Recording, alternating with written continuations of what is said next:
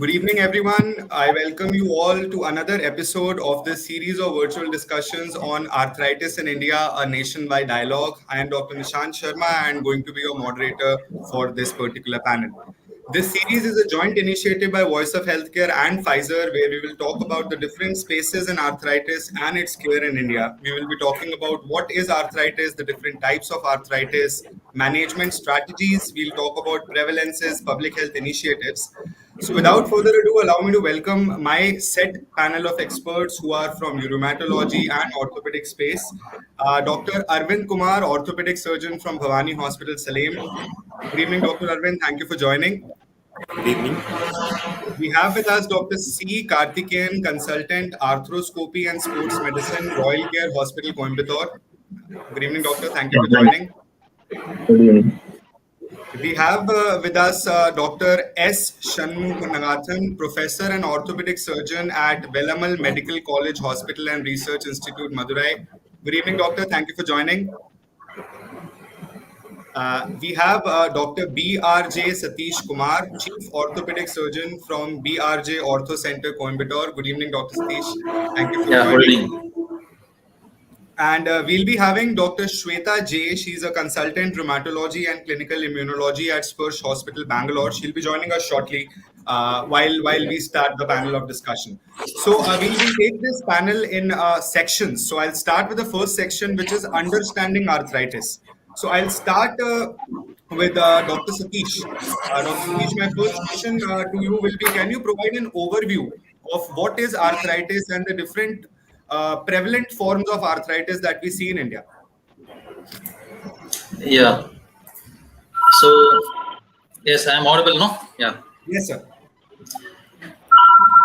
Arthritis is a terminology that is used whenever a joint is damaged in general, but more specifically when the problem or when the pathology is starting in the joint cartilage. So, specifically, it affects what we call the synovial joints. And that arthritis term is also used in other joints, the cartilaginous joint, that is the spine joints. So that there we call that a spondylitis.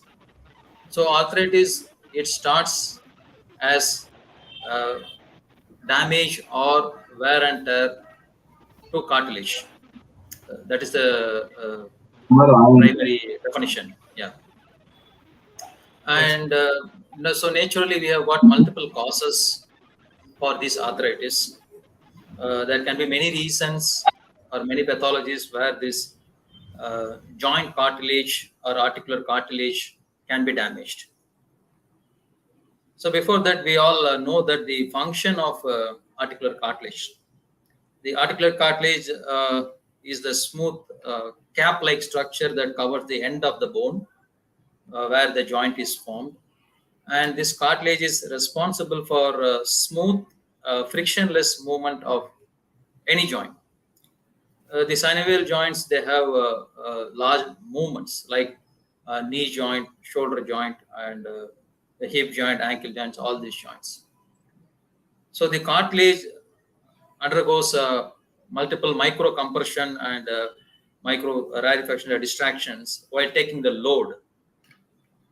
So even though we consider that the bone is a load-taking structure, truly the bone actually transfers the load that is taken by the cartilage. The cartilage takes the initial impact. That is the most important thing what you have to understand. That is because once the cartilage function or once the cartilage structural property or structural function is lost, the capacity to transfer the load is diminished. Then the load is directly taken by the bone. Now, bone cannot withstand that load because bone is not designed to take the initial impact. Cartilage do not have nerve supply, so cartilage can be multiple times it can be loaded without any pain. But bone can be loaded only for finite number of elements without giving pain. So once the patient gets arthritis, the loading pattern in that particular joint gets disturbed and patient can start getting loading pain. And the reasons we can broadly classify it, the most common arthritis what we see is degenerative arthritis or what is called as wear and tear arthritis. That is a big group. We can call as osteoarthritis or degenerative arthritis. arthritis. So degenerative arthritis starts with the age. It starts, say, after 45. It's a slow wear and tear. The natural changes that happen in multiple joints. It predominantly involves the knee joint, and sometimes it involves the other joints also. But by far, it involves the knee joint. In some patients, it involves hip and sometimes the other joints also. It involves, of course, the spinal joints also, where we call that as spondylitis. And there, the movements are restricted. The pain is relatively less. So this is a degenerative arthritis. Anybody can get involved, but the risk factors we have is excessive body weight, female, and then obesity, and previous history of trauma to the joints. With all these things, there can be high chances of getting arthritis at of course, family history, high chance of getting arthritis at an elderly age. The second big group is the inflammatory arthritis. So inflammatory arthritis can happen at any age, even at a younger age. Unwanted inflammation happens around the joint. Generally, it starts at the cartilage and the synovium junction, where the synovium stops at the margin of the cartilage. So it starts as synovitis in many cases, then it progresses as arthritis. The exact reason for this unwanted inflammation we do not know. It can be considered as autoimmune. Our own body destroys our own cells. The common form of autoimmune arthritis is rheumatoid arthritis. Right. And we have the same inflammatory arthritis. The other group is ankylosing spondylitis, where the synovial joints and the spine joints are involved. So this is one group, the inflammatory arthritis. The third group we can call as metabolic arthritis, where the changes, especially in the serum uric acid level, the uric acid crystals can get deposited in and around the joint. That is called as gouty arthritis. So by far, these are the three arthritis what we see. And of course, the most other common thing is the post-traumatic arthritis. Even though we say it's a post-traumatic after trauma involving the major joints like hip joint or knee joint, the cartilage is significantly destroyed, and it induces the wear and tear of the rest of the joint very fast. So that is a post-traumatic arthritis. So by far, these are the most common groups we can say. Yeah. Thank you, Dr. Sathish, for setting this nice starting introduction to the conversation. My next question will be for Dr. Karthikeyan. Just like Dr. Sathish was just talking about the different risk factors. Let's say, being a clinician, tell us about some common signs and symptoms that patients present with, and the risk factors that are associated with the most prevalent arthritis that we see in India. Over to you, Dr. Karthikeyan. Yeah. Hi. Good evening to all the panelists here. My respected colleague, Dr. Sathish sir, and my teachers, Dr. Shanmuganathan sir and Aravind sir. So, going to the question that you had asked about the signs and symptoms of the arthritis, it again depends on the, as sir had put it before, depends on what type of arthritis that we are dealing with. So if it is a primary wear and tear of the joint, that is an osteoarthritis, then the signs and symptoms would be presentation. Rather, the symptoms of the patient would primarily be pain, which is the most common symptoms that the patients come to you with. And there is, of course, some kind of stiffness that the patients have. And there is obviously a restriction of movements. So, and as the deformity, as the problem progresses, the patients also sometimes present to you with a deformity of the limbs, especially the knees. When the knees get bent, either bow-like or like a knock knee. So these are the symptoms that the patient usually present to us in a patient with osteoarthritis or the degenerative arthritis. But if it is an inflammatory arthritis, either be it rheumatoid arthritis or a psoriatic arthritis, here the patient usually present in a more or the symptoms of the patients are more acute or what we say severe, and the duration of the symptoms are usually very short duration, and they usually present with severe pain and the other signs of inflammation like swelling. The joints get swollen, filled up with fluid called as effusion, and there is some warmth around the joints. So the patients commonly present to us with this kind of acute inflammatory symptoms like pain, swelling, and warmth, and of course the gouty arthritis also has a similar kind of presentation, and the duration of symptoms is usually very short, but then they keep recurring. They have a recurring symptoms, and they have what is called as flare-ups, and where the symptoms suddenly flare up and then they become a bit subtle for some time, and then with changes in climate and stress and other things, it again flares up. So these are the common symptoms with which the patients of osteoarthritis and inflammatory arthritis present to us. And if you look at the signs, then as we say, the osteoarthritis is their patients have if it's a chronic problem that has been there for many years, they present to us with deformity in the joints. Commonly in the knees, we have a varus deformity, or most common is the varus deformities. You have pain when you press at the joint, and there will be crepitus where when you try to move the joints, there will be noises from the joints, or because of the friction against the bones, there will be a crepitus, and there will be obviously limitation of movement. So these are the common signs that are there in an osteoarthritis.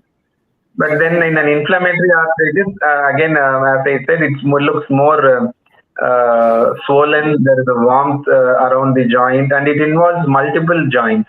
It usually doesn't involve a single joint. The inflammatory arthritis presents to us mostly with multiple joint involvement, and again the pain is a bit more on the higher side, and short duration of symptoms with a lot of angry joints.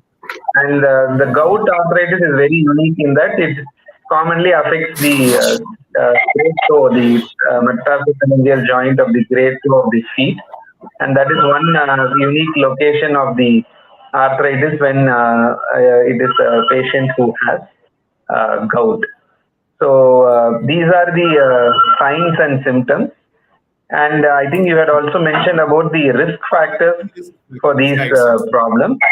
Yeah, so osteoarthritis primarily can be either a primary osteoarthritis or a secondary osteoarthritis. So primary is something that develops without any cause, that just like that comes in a patient. So the risk factors for these can be modifiable or non-modifiable risk factors. The non-modifiable risk factors are genetic factors, and female sex is a non-modifiable risk factor. And modifiable risk factors are patients who have a high BMI, body mass index, are prone for osteoarthritis, and patients who have a sedentary lifestyle, they are again proven to have high incidence of osteoarthritis. So these, I would say, are the risk factors with respect to the osteoarthritis. And then again, secondary osteoarthritis can be, as Sir had put it, it could be post-traumatic. Or it could be earlier some post-septic sequelae, or these are the other causes that lead to the secondary osteoarthritis. So these are the risk factors. Yeah. Yes, for that elaborative answer. Now my next question will be for Dr. Shanmuganathan. Doctor, can you hear me? Am I audible? Yes, you're on mute. Let Sathish, me put you. what to tell something. Sathish, you want to tell something? Sir, you're on mute. Let me. Yes. I just want to add early morning stiffness. This is one of the important symptoms. I think probably is forgotten. So in inflammatory arthritis, along with all the things what Dr. Karthikeyan has enumerated nicely, early morning stiffness is one of the important symptoms. That is a hallmark of inflammatory arthritis. And getting at the morning, patient will have a very stiff joint, and that it takes at least half an hour to 1 hour for the stiffness to go off, and especially the finger joints. And same thing in ankylosing spondylitis patient, the stiffness is more in the back. So along with the pain, deformity, all those things, early morning stiffness is also one of the important symptoms. This one was. Yes, sir. Shanmuganathan, sir, please continue. Thank you, sir. Thank you, Dr. Sathish. Yes, Dr. Shanmuganathan, my question for you will be, as a clinician, how do you reach the diagnosis that a patient has arthritis? And I also want you to put some light on the importance of early diagnosis and the impact that it will have on the overall outcome that you have seen in your clinical practice. Over to you, doctor. Okay. With the clinical signs and symptoms by which we can diagnose whether it is a osteoarthritis or a rheumatoid arthritis, like that. With a clinical gouty arthritis with a common affection of the first metatarsophalangeal joint. With these typical clinical signs and symptoms, we can diagnose clinically what it is, what arthritis it is. Whether it is a septic arthritis or a rheumatoid arthritis. Involvement of these things can be done. For early diagnosis, we can have a blood investigations according to the disease. Rheumatoid arthritis, there are specific markers for which we can do that. ESR, CRP, and rheumatoid arthritis, RA factors, and anti-CCP can be done. And gouty arthritis, you can see the uric acid levels, how it is like that. And septic arthritis, the ESR, CRP, everything will be get elevated. And joint aspiration of the joint may give a clue whether it is a septic or a rheumatoid, or we can differentiate between the infective pathology and the tuberculous pathology and the rheumatoid. All these features can be diagnosed with a synovial aspiration, and it's thing we can do that. And taking a X-ray, finally, to know what amount of joint is damaged, whether it is early osteoarthritis or a mild, moderate, severe like that, and how much is the damage is there.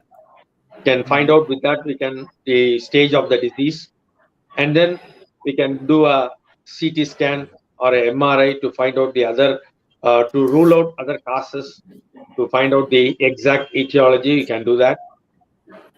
And early diagnosis is very important to prevent further progression of the disease, and also to prevent deformities of the joint, and the patient has got back to his original work at the earliest.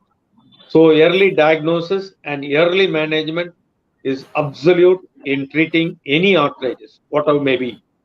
In that one, the initial treatment will be the lifestyle modification like that. For any arthritis, we give rest, acute phase, give rest to the part, give NSAIDs, and other drugs can be given, and then physiotherapy can be given in the form of heat, cold, or exercise therapy can be given. Exercise therapy should be condemned in the early phase. In the acute phase, you should not start. Once the pain if the patient is tolerable, then only we have to switch over to the exercise therapy gradually, and should be increased gradually from isometric exercises to the strengthening exercises like that. And then for severe arthritis of pain, you can give intra-articular steroids can be given. When all it fails, further only we plan for a surgical management, whether it's osteotomy or arthroscopic lavage, or you can do a knee replacement or a joint replacement like that. Thank you, Dr. Shanmuganathan. Thank you for explaining about the importance of early diagnosis and how clinicians reach the diagnosis for arthritis. Now that we have understood about arthritis, about how is it diagnosed, the signs and symptoms, let's talk about the management strategies. Hi, Dr. Aravind. Yes. So my question for you will be in continuation to what Dr. Shanmuganathan was just talking about, the different approaches that a clinician can take. Let's put some light on that, and you share some effective strategies for managing arthritis in all the formats: pharmacological, non-pharmacological, lifestyle modifications that you suggest. Over to you. Yeah. Good evening, everyone present here. As all my previous panelists have enlightened well on the diagnosis and the incidence and the various types of arthritis. Coming to the management part, the management depends on which stage the patient is picked up. So, as Shanmuganathan sir previously said, picking up at early stages prevents a lot of pain and strain for the patient. So we can manage the patient easily with physiotherapy and with a lot of tablets and tablets in the form of painkiller medicines during the acute phase. The NSAIDs are the anti-inflammatory tablets, which can also reduce the acute inflammation. In as Sathish sir told, the commonest form of arthritis is primary arthritis. That is, which has more of a genetic origin. So it is just it just degenerates or wears off with age. So there is no other particular reason for the breakup or the cartilage wear. So in those situations, even though there is no any infection or any other particular cause, we even we prescribe anti-inflammatories. There are pain-causing chemicals which are released during the friction, during the cartilage wear, and during the friction between the uneven surfaces of the cartilage. There are pain-producing chemicals which are produced from the body. So in this acute phase, so the acute pain, the patient comes usually with a pain. So in our part of the world, it is definitely the patient will come to the doctor only when there is pain. So our patients are very tolerant, so they can tolerate any other stiffness or any other symptoms. They'll try to tolerate, and they'll try to do different home care remedies to manage that. But when it comes to pain, once the pain is continuous and the patient is not able to tolerate the pain, that is when they approach the doctor. So during this phase, there is quite significant swelling around the. I'll stick on to knee joint because that is the most commonest joint affected because of arthritis. So once the patient comes to you, there is a little amount of swelling along with pain. So the swelling is because of the friction and the chemicals, pain producing chemicals that is secreted. So the anti-inflammatory, that is the painkiller tablets are not only for pain killing but also reducing these chemical substances which are secreted inside the joint. So the initial phase for 5 to 7 days, these painkillers or the anti-inflammatory tablets are prescribed. And once the acute phase, and again, as I said, ice compress or the cold compress will work effectively in the acute phase. So ice and painkiller, anti-inflammatory tablets are prescribed. Once the acute pain is managed, then we can follow with a physiotherapy in the form of exercise therapy and lifestyle modifications. So lifestyle modifications includes the knee should not be bent more than 90 degrees. So usually we ask the patient to avoid sitting on the floor or using our Indian toilet system where you have to squat and the knee has to be flexed deeply. Every time the patient goes below sits on a very low rise chair, the amount of loading to the knee joint is very significant, and it further damages the joint and aggravating the problem. So usually we advise lifestyle modifications where we ask the patient not to sit on the floor and not to squat. And again, we also ask them to avoid climbing stairs, again, where the loading of the joint. So again, in the knee joint, there are two different parts of the joint. One is the patellofemoral. That is, we have a small bone in front of the knee joint, which is mainly which moves around the thigh bone. That is mainly where the force is exerted on that joint when the patient is standing up from a chair or standing up from a seated position. So for to avoid, if there is a, as once the X-ray is done, and if you see there is a significant amount of wear in the front portion of the joint, that is between the small bone and the thigh bone, we ask them to avoid climbing stairs and all the other lifestyle modifications. And the main joint, that is most of the weight is borne by the thigh bone and the leg bone, that forms the main knee joint. If there is any, so once the X-ray is taken, we can X-ray is most of the times X-ray is enough to diagnose an arthritis. So once there is a decreased space between these two bones, we come to a conclusion that the cartilage, the usual gap which is created by the cartilage is reduced because of the wear and tear of the cartilage. So once the medial joint space, that is the inner aspect of the joint, is the one which wears off early in the initial phase, because the weight bearing is mostly through the inner aspect of the knee joint. So in those cases, we again, as previously as sir said, we can try intra-articular injections at early stages. So we categorically we differentiate the arthritis into 4 stages.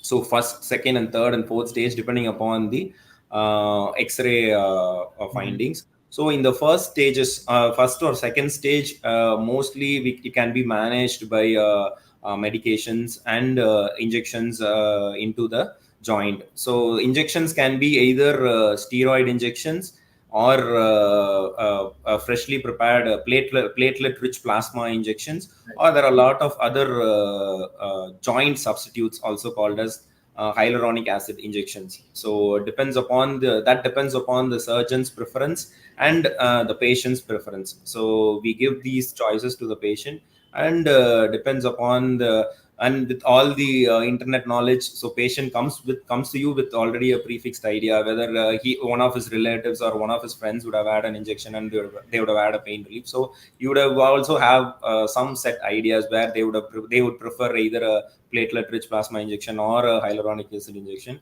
So the different choices are given to the patient, and depending upon the patient's choice, we give injection to the joint. So in the first 2 stages, the pain relief,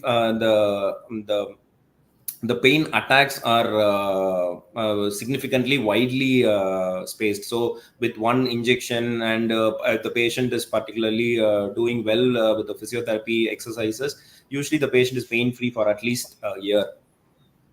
Okay. So, and but when the patient is progresses to the third or fourth stage, or initially when the patient is coming to you in the third or fourth stage, that is where you have to factor in a lot of other things, like the patient's age, and how the patient's how frequent is the pain attacks, and what is the pain free duration between the pain attacks, and how the pains is he requiring a lot of painkiller or anti-inflammatory medications for a long course of time. So these factors are all put in, and then a management plan is worked out for a particular patient. Thank you. Thank you, Dr. Aravind, for elaborating about the different types of management strategies. Dr. Sathish, my next question will be for you. As we know that the more vulnerable population for arthritis is the old age. Let's talk about the psychosocial impact that it causes on individuals or patients living with arthritis, and what coping strategies or measures do you use in your day-to-day practice to tackle such things? Yes, the exact what do you call the morbidity related to arthritis, it is difficult to measure. Like we say fracture neck of femur, we know, okay, every year this number is happening, and this is the problem. But arthritis, so it is something like a slow poison. So the best way is how far the patient is, or how good the patient is active or inactive.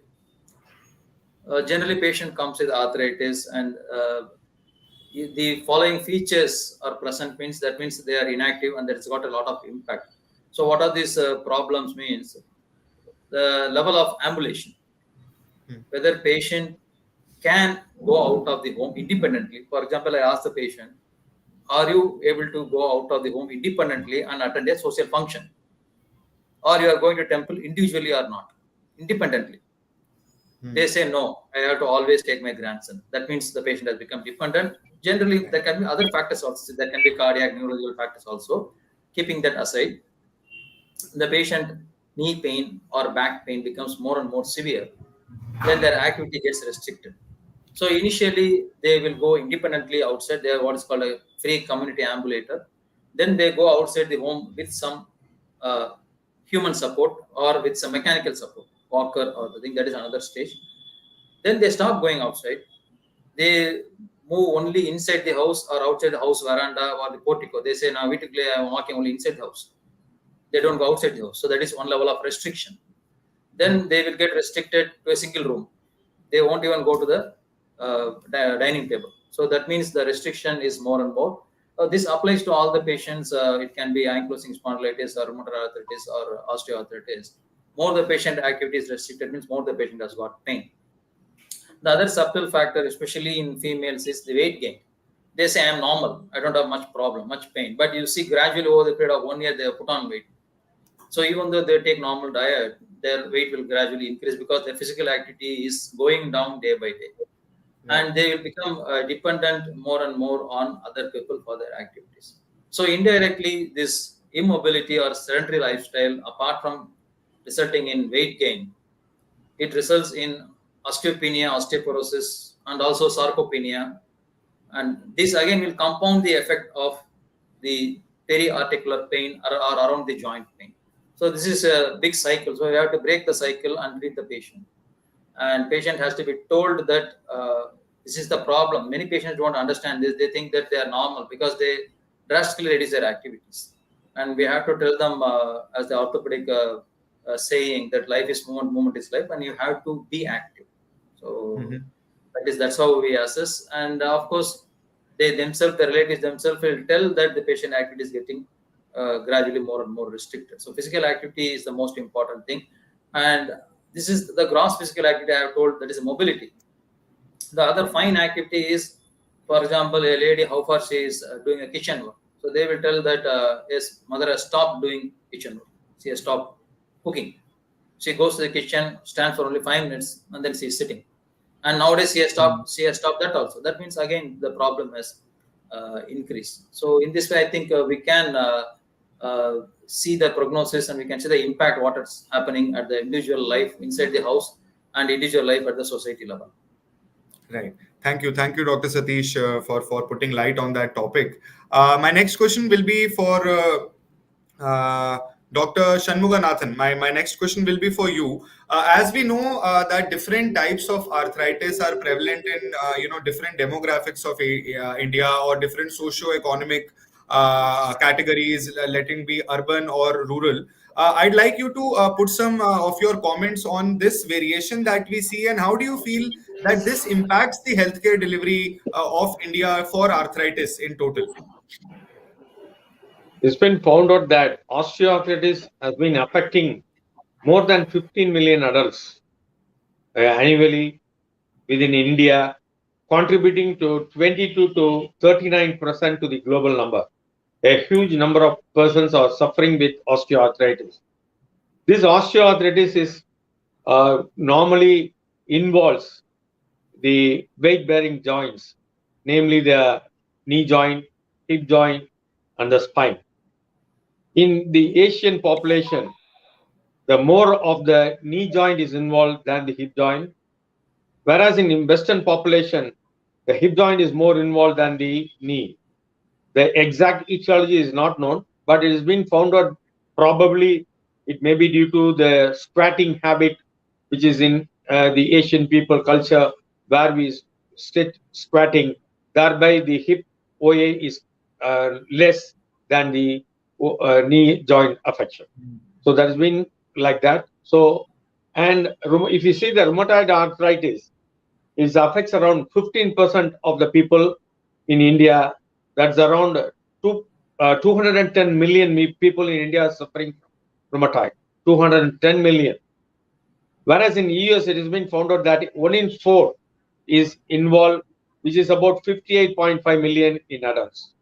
So it's a huge volume of patients are suffering with rheumatoid and osteoarthritis, and we have to see what is the exact cause in that region, or due to any uh, uh, food habits or the culture of the patient regarding the involvement of the joints can be. You have to find it out, and you have to see to that and get corrected at the earliest. Right. Thank you, Dr. Shanmuganathan, for that answer. Dr. Karthikeyan, like Dr. Shanmuganathan just talked about a community coming together to improve the care. Where do you think healthcare providers and communities can work together to improve arthritic care and its delivery in India? Certain starter points are one such this interaction that we are doing virtually. So, what else do you feel healthcare providers can do along with communities for? Yeah, Dr. Karthikeyan, you're on mute. Really sorry. Yes.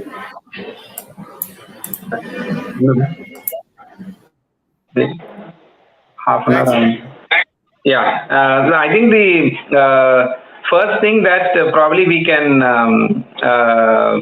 do or offer is create awareness amongst the patients or the population at risk about as sir had put it, about the slow poison of osteoarthritis. So it's more of now it is more become more of a lifestyle disease now. As I had put it, the sedentary lifestyle is becoming more and more prevalent, and it is a main risk factor for osteoarthritis. So creating awareness amongst the patients about the risk factors of arthritis or about the problem per se, and how the patient might not be even aware that they are suffering from osteoarthritis, and they might be, as sir had put it, they might be living a very restricted lifestyle, but they might not be knowing that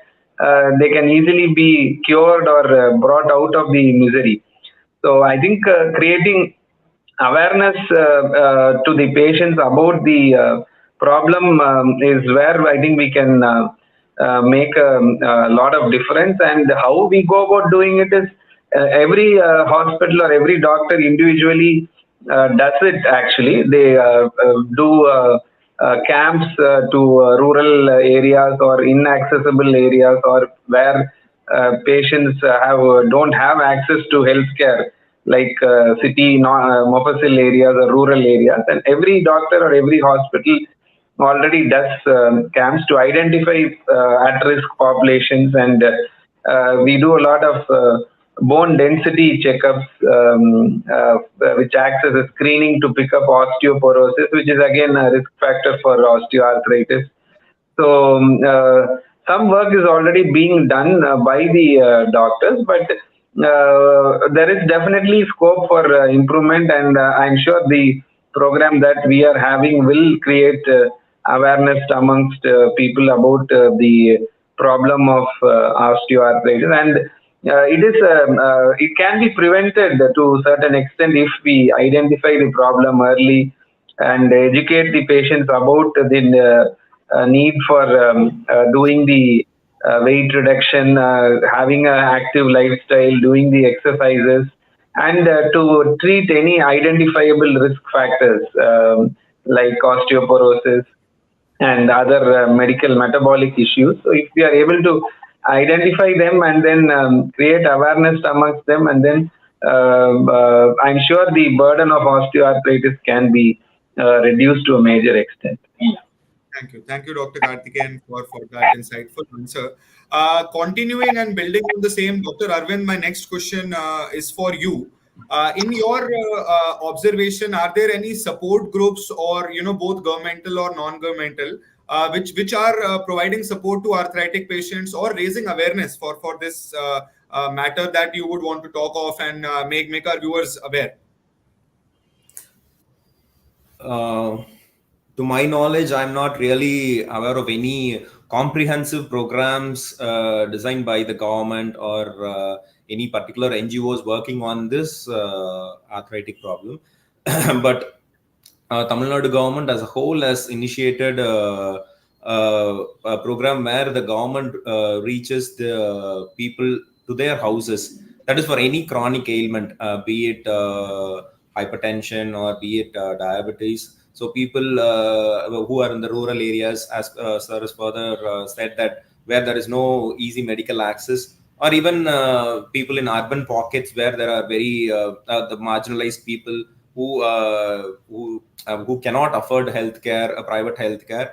So the government identifies people who are so these are all chronic problems where the people they are not ready to take continuous medications. They take go to a government setup, they get medications, and they are not able to continue their treatment. So the government identifies such people, and previously it was done for infectious diseases like tuberculosis and leprosy. But government has started the same initiative for even these non-communicable diseases, non-infectious diseases, wherein the government tries to reach the people and give a quality treatment. Even physiotherapy are given to the patients at their home by the government.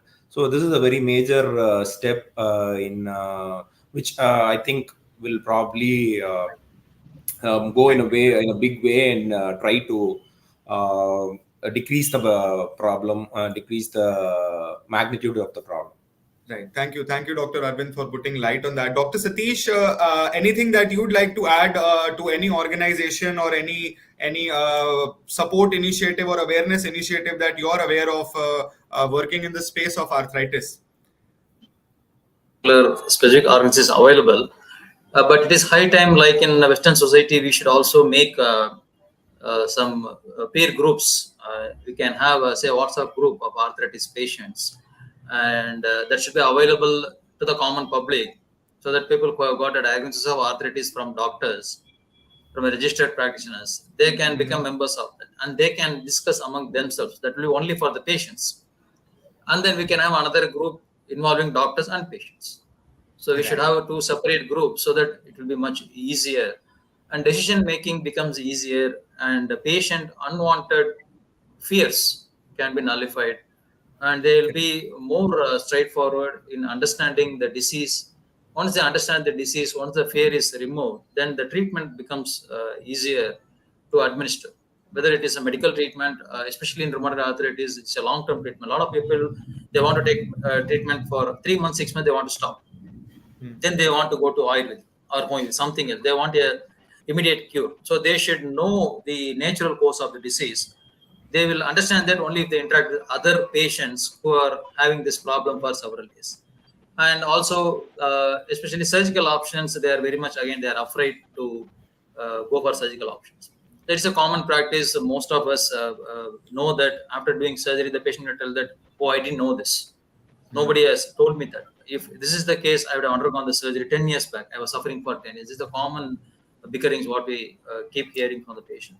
So definitely a supportive group where the patients can interact closely. And if it is a government thing, I'm not very sure whether that will work out. Some NGOs can take up, like Rotary has done a lot of work in vaccination.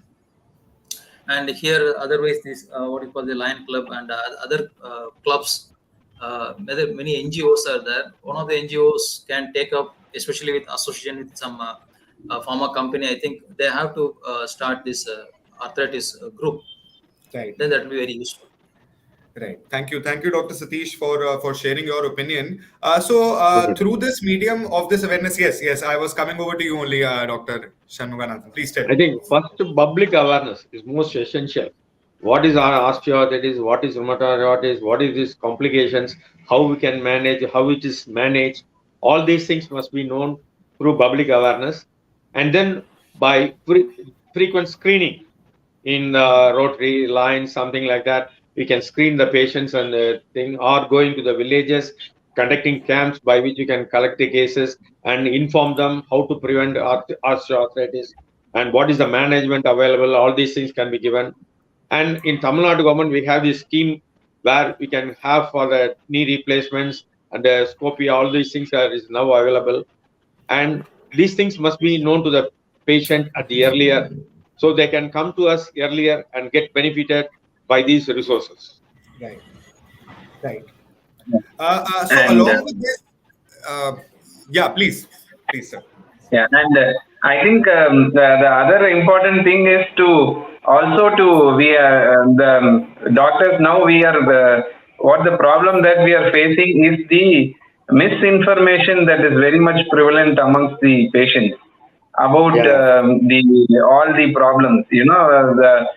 Since the social media has become very prevalent, there is all kind of information that is being pervasive almost throughout the World Wide Web. So the patients often have a lot of misconceptions and disinformation about a lot of problems, and they have almost developed a fear psychosis for surgical interventions.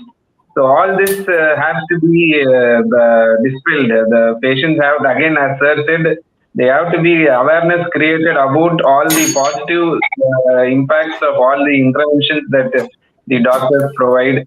And I think now getting rid of all the disinformation is now should also be given a priority in this digital world, actually. Right. So, Dr. Karthikeyan, building on what you said, any common myths or misconceptions that you have seen in your clinical practice revolving around arthritis that you would like to bust on this World Arthritis Day, please? Yeah, everyone will have, I think seniors would have thousands of experiences, starting from the dislike for painkillers. People think that they are totally, if you take even one dose of painkiller, they become renal failure. So they should understand why they are being prescribed a short course of painkillers, and the role of exercises in treating the osteoarthritis. And if we tell them to do exercises, there is still a misconception that, and people don't realize the importance of doing the exercises. And off late, if at all we offer them any surgical intervention, there is another group of like patients who are dead against surgical interventions because they say hearsay experiences from others saying they are not happy with surgery. So these are some common kinds of myths that we come across. And of course, there are innumerable alternate medications, alternative therapies that are available, and especially people with rheumatoid arthritis. Now, with pharmacological developments, all the disease can be brought under remission at an early phase and prevent deformities. They go to alternative medicines, they come with fixed severe deformities, deformed joints. So that is one pathetic situation that we often face, rather than thinking that we have to take medicines for lifelong, but they go and take alternative medicines and then land up in huge trouble. So these are the common myths that we face, actually. Thank you, Dr. Karthikeyan. Dr. Aravind, yes. Yeah. One of the commonest myths I have faced is correlating foods to causing problems. So, as far as we know, except gout, none of the arthritis have any correlation to food substances. So, I've seen commonly people coming and asking that my knee joint pain aggravated after eating potatoes, after eating plantains. So, this is a very common myth. They say that these are all gas producing foods. So there is a gas which goes and gets inside the joint and causes pain. This is a very common myth, which is very difficult to. Sir said is a very misinformation which is difficult to undo. People are so fixed in that idea that whatever scientifically we try to explain, it is very difficult to convince them. So there is no any food in the world which can cause arthritis, except in case of gout, where there are uric acid accumulation. There are certain foods which can cause uric acid to accumulate in the blood. So only patients or persons who are prone to get uric acid accumulation should avoid certain kind of foods. Other than that, none of the back pain or knee pain patients have to restrict these foods, particularly these potatoes and all these things which are very commonly there is a misconception about these food substances. Other than that, they should have a healthy diet, so prevent gaining weight, and obesity is another major contributing factor, so that should be avoided. Other than that, there are no particular food correlations. Thank you, Dr. Aravind. Dr. Sathish, Dr. Shanmuganathan, anything that you'd like to add based on your experience? Please, we'll start with Dr. Sathish. Yeah, I think Dr. Aravind told regarding this the food. So when generally patient ask me, I tell them you have to take a balanced diet, having a good carbohydrate content, and also not good, just adequate, not heavy carbohydrate content, adequate protein, adequate fat content. Many people, they totally avoid fat. The problem is we totally avoid fat. It becomes very difficult for the body to totally manufacture cholesterol from the liver, and body has to struggle. As we know, a lot of hormones, they are produced from cholesterol, and steroids, the natural steroids, they are produced from cholesterol. So we need a little bit of fat also. And there is no food restriction. Only thing is the body weight should not increase. That is the advice what I advise. You have to maintain the particular body mass index. And second thing, this two types of patients will come regarding this steroid. So one is a patient, the moment we say you have to take a low dose steroid for a short time because you have got very severe arthritis, they will jump to the roof and they'll tell them, oh, I don't take steroid. There is another group of patient who is illiterate, who is taking steroid for the past 15 years with the prescription given 15 years back. The prescription is dated 2005 or 2010. They'll keep on taking steroid. So they are least bothered. So both the things we have to convince. This first group to convince is very, very difficult. They don't even want to have intra-articular steroid. So they have to really convince them that steroid is a wonderful drug, anti-inflammatory drug, and especially if it is given locally, it acts very nicely without much side effects. And this patient who is on long-term steroid, we have to tell them we have got other drugs with which we can slowly stop the steroid and we can substitute with other good drugs. So that's the thing we have to educate them regarding the steroid use. Right. Dr. Shanmuganathan, any addition of your experience while talking about the common myths and misconceptions that you have seen? Most of the patient, they are, as Sathish told, steroids. If they don't take steroids, they have a first, that is steroids. In acute phase, it has to be given, no other choice, to reduce the joint inflammation. They must understand that. And also, I have seen some patient taking painkillers. How long to take painkillers? I can't take it. I don't have pain. I can tolerate the pain. But they have inflammation. So you have to take some drugs for some time. We tell them they don't ignore it. They ignore it. They don't take anti-inflammatory drugs. Sometimes they have to they have to take the drug for some time. Otherwise, there will not be any relief at all. Even I can tolerate the pain. I have to, if there is an anti-inflammation, is that you have to reduce the inflammation, for which you have to give anti-inflammatory drugs for some time. These are the two things I have seen. And also, in most of the rheumatoid patients are very difficult to treat them because they have to take treatment for years. So they say that how long to take, whether it is curable or not, and what are the side effects, all these drugs. And there's a main problem with that. The treatment of RA patients is very difficult. Otherwise, not a much problem. Right. Thank you, Dr. Shanmuganathan. So with this, I'd like to now talk about certain preventive measures that an individual can take if they are in early stages of arthritis, or if they don't have arthritis, how to prevent arthritis. So we'll start with Dr. Karthikeyan. Talk about some preventive measures that through this virtual discussion you want to impart to all the viewers.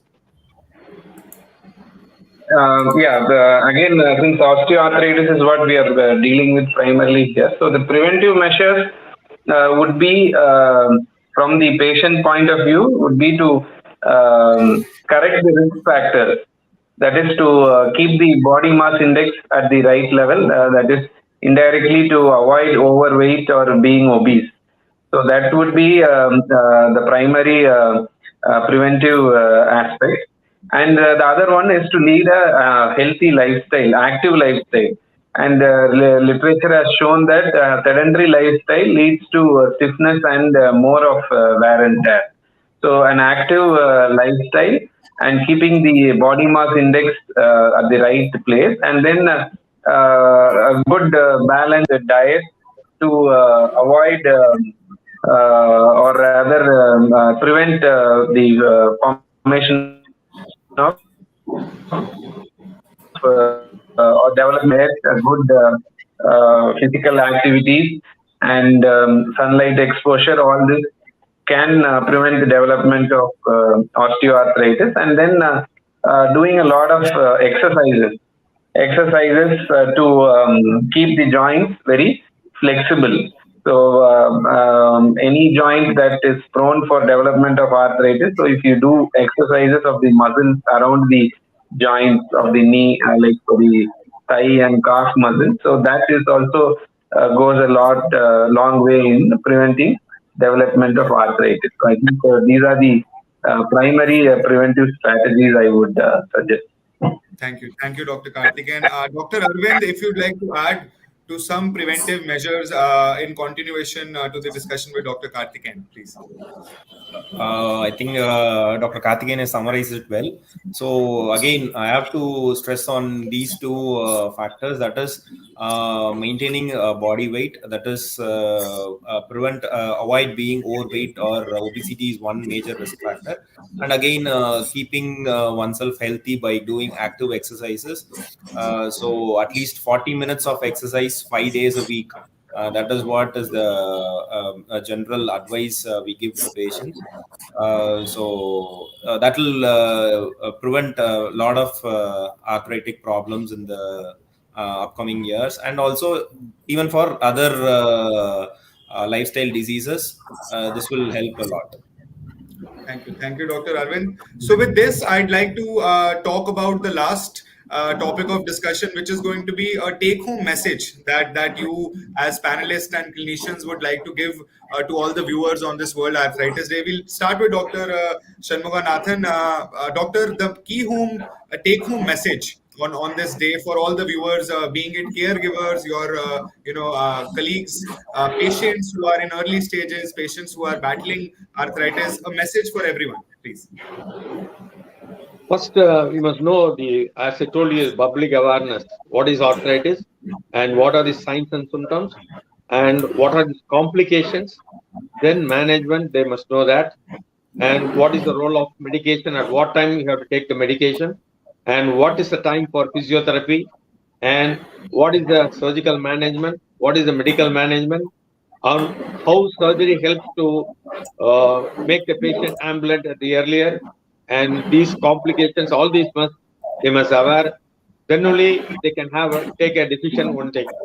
And also, what I tell that most of the arthritic patients are suffering from psychological disorders. They are upset. They have become depression, a lot of depression. We have to give motivational talks and drugs to maintain that also, in order to they have negative thoughts, to avoid negative thoughts. Then only as a whole, we can treat the patient with all the measures to make them happy. So the arthritic patient they must go back to his original work with the ideal treatment at the earliest is the key answer for management of arthritis. Thank you, Dr. Shanmuganathan, for your key message. Dr. Sathish, my same question to you. A key message for all of you. Yeah, the key message is if you get joint pain continuously or persistently, say everyone gets joint pain when they do unusual activities. That's okay. If it is 3 days, it is going on fine. But if it is persistent and it is disturbing you, you have to show to the doctor. You get a proper consultation and don't afraid to go to a hospital and don't afraid to get a treatment. And if it has been diagnosed as any arthritis, don't get back by seeing the term arthritis. Oh, it's a big disease, nothing like that. Yes, it's a disease, but it can be very well treated and very well controlled. In osteoarthritis, sometimes with joint replacement surgery, we can give you a cure. Even with other diseases like rheumatoid and ankylosing spondylitis, we have got newer drugs. And early diagnosis is the key. If you approach a doctor early, we can start the drugs at a very early stage. We can keep you on a very low dose of drugs. It is like same like diabetes or hypertension or cardiac problem. You should not think that, oh, how many years I have to take. So a diabetic patient take drugs for a year long without thinking anything. But here, if there is a very good remission for continuously for a year or more, then we can reduce the drug and we can stop. So that can happen only if the patient is in the early stage. So don't be afraid. Approach the doctor, get proper early treatment. Thank you, Dr. Sathish, for that wonderful message. Dr. Aravind, your message for everyone who is viewing this panel of discussion, please. Yeah, it's the same acceptance. So initially there will be a phase of denial where the patient he feels a little difficult to accept the fact that he's got joint pains. It is going to be a permanent one, or it's going to be for a long term. So the treatment process is also going to be a long one. So the patient has to be more cooperative, and he should himself accept and be ready for the long haul. Right. Thank you, Dr. Aravind. Dr. Karthikeyan, your last words before we close this session. You're on mute. Yeah, my advice to the listeners would be to keep yourself fit, keep yourself active to prevent development of osteoarthritis. And once you develop any symptoms of joint pains, just get a consultation and try to treat it as early as possible. Okay, thank you, Dr. Karthikeyan. So with this, I'd like to bring this panel of discussion to a closure. I'd like to thank all the viewers who have engaged with us, and I'd like to especially thank all my panelists, Dr. Shanmuganathan, Dr. Sathish, Dr. Karthikeyan, and Dr. Aravind. Thank you for taking time out of your schedules and helping us spread awareness on this World Arthritis Day. Thank you, gentlemen, and have a good day. Thank you. Thank you, Dr. Nishant, for coordinating this. Thank you, Satish. Thank you, Aravind. Thank you, sir. Thank you. Thank you.